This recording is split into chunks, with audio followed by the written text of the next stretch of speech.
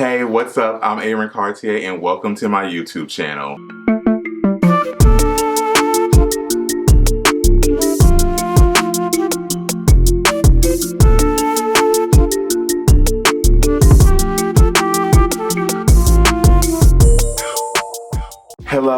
Hello, beautiful people, and welcome back to my YouTube channel for another video here. As you can see, I'm a little late with my upload, but that's just because I have been busy the past 2 weeks. Like, my life has been busy with work and my own personal time, doing my own thing and stuff like that. So I had to find some time to try to fit in to come and record another video. So this video is a little late, but hey, you know, but they say better late than never. I'm still here. So that's all that really matters, correct? Correct. Today's video is going to be all about airplane/airport etiquette, I guess you can say. If this is your first time coming to my channel, then some of you may not know that in my personal time or in my everyday life for work, I am a full-time flight attendant. That is what I do outside of YouTube. And you can only imagine with me being a flight attendant, me being up in the air, I've been doing it for 3 years now. You can only imagine the things that I see people do on the plane, the type of people that I see request stuff, the things that they request, just all the madness that people do when they get on the plane. For some reason, out in this world, when people step foot into that plane, it's like all brain cells just disappear. It's like all ways of thinking are gone. I don't know what it is. It's so odd. It's so strange. When they step on, once they leave that terminal, it's just like the brain disappears. And I don't know why. I don't know what it is. It's just so strange to me. So I wanted to come on here today and do an airplane etiquette video because I feel like some people out here need to learn, you know, the right things to do, what not to do. It's a lot of first-time flyers out here in the world now that, you know, we've gone through the panorama. Some people are flying for the first time. They may not know what to do, or we do have people who travel a lot and act like they don't know what to do. So today I'm going to share some of my tips on what you should and should not do when you get onto a plane. Like I said in the very beginning of this video, if this is your very first time seeing my face, hi, hello, I'm Aaron Cartier. I create fashion and lifestyle videos. So if those are the type of videos that you enjoy, please make sure that you do hit that subscribe button down below. The little red button is free. It costs nothing to subscribe. Just show your support, help me out. And also make sure that you do turn on the notification bell so you are notified every time I upload a new video. That's also free. And I want you to know when a new video comes out, as well as give this video a big thumbs up for me as well. If you are a returning viewer, thank you so much for coming back and checking me out. You did not have to do that, and I appreciate you so much for doing so. So let's go ahead and let's get into this airplane etiquette because we don't want to be here all day. We got things to do, we got people to see, we got places to be. So the first thing on my list is going to be something that I feel like is something people should know by now, people in the world, but people still do this. And to me, it's something that's really gross, and I don't understand why people do that. I understand you may want to be comfortable, you may want to be relaxed, but the plane is not your home. The plane is not your house. So we want to make sure that we keep our shoes on our feet. I don't understand why people get on the plane, they see it fit to take off their shoes, they put their stank feet all up in people's faces and stuff like that. Please keep your shoes on. That's so disgusting. I understand you might be on a 5-hour flight, but baby, I gotta keep my shoes on the whole flight, even when I'm not working on my own personal time, so you do too. It's very nasty. People are walking around on these airplane floors with their shoes, no telling what they've been walking in, no telling what they've been stepping in, and you have the audacity to take your shoes off, and you even have the audacity to go to the lab with your shoes off as well. And you know, people do use the restroom on the floor. You know, people drop stuff on the floor. You know, people do all types of things in those labs. So it's very disgusting that you want to walk around in your socks and, you know, on the carpet, and you want to go into the lab, especially with your feet and your shoes off and just walking around all those germs. And then you wonder why you're sick or why you got a foot infection. Let's keep those shoes on because we don't want to see your toenails and your ankles or whatever. Keep those shoes on, please. I'm sure everybody around you would greatly appreciate it. Okay, so I see a lot of people do this, and I really think that maybe sometimes people don't think, like I said in the beginning, when they get on the plane, people don't think, and you know, people don't think of courtesy when they're on the plane. So the overhead bin space is not just for you.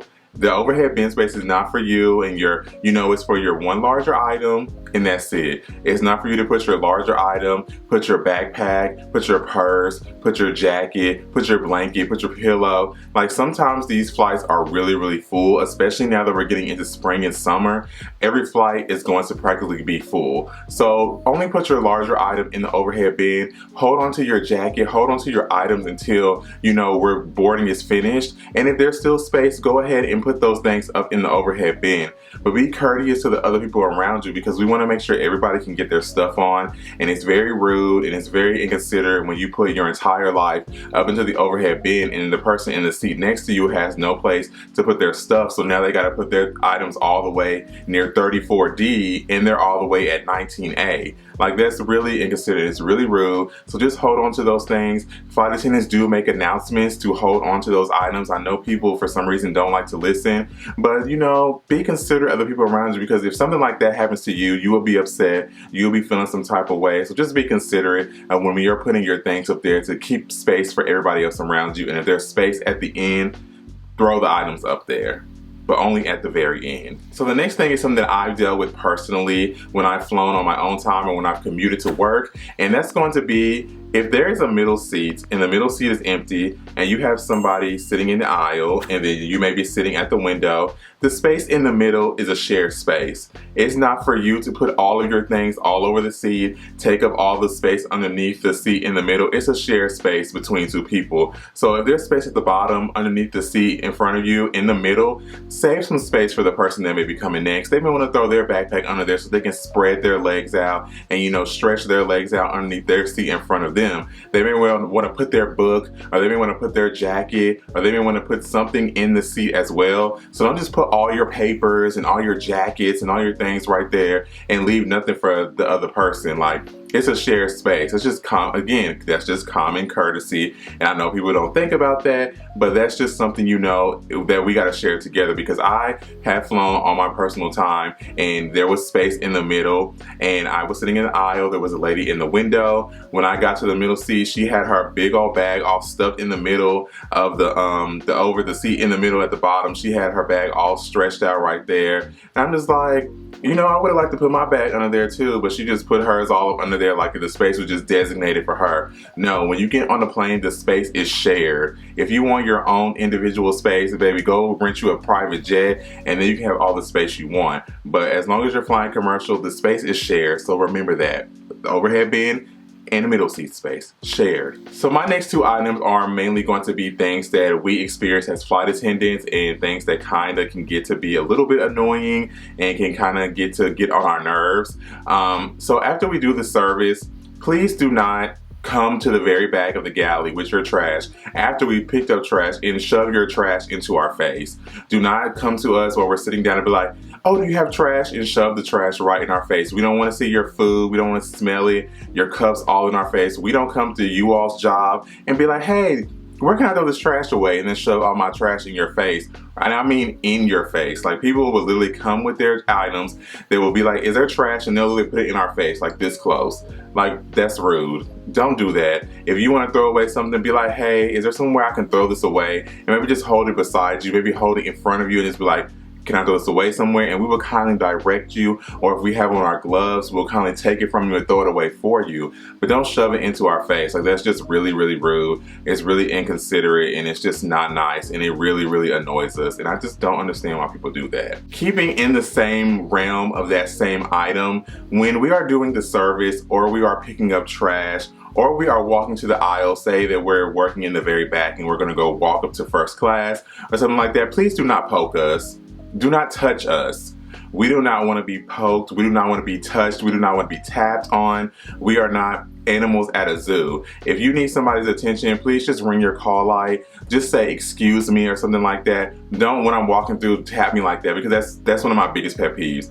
Like, we are grown adults. I don't want to be tapped on. I don't want to be touched. Like, don't touch me. Just say, excuse me, sir. Excuse me, ma'am. If you have, a female flight attendant, and we'll turn around and be like, yes, how can we help you? But you don't have to tap on me, you don't have to touch me or anything like that, because it's just rude. I heard a story once of a flight attendant that when people would tap on her when she was doing service and going down the aisle, she would literally scream, be like, or do like that when somebody would tap her and like kind of startle the people. So if you don't want that to happen, if you don't want to be startled, just do not tap. Just ring your call light, raise your hand maybe, say excuse me, and we'll be glad and more than happy to come and assist you. Another airplane etiquette, and I feel like this can kind of tie into something else, which I didn't have on my list because I wrote down everything to make sure I touched on everything that really bothers me and a lot of other people. I don't think none of these two items kind of tie into each other, but wait until it's your turn to deplane.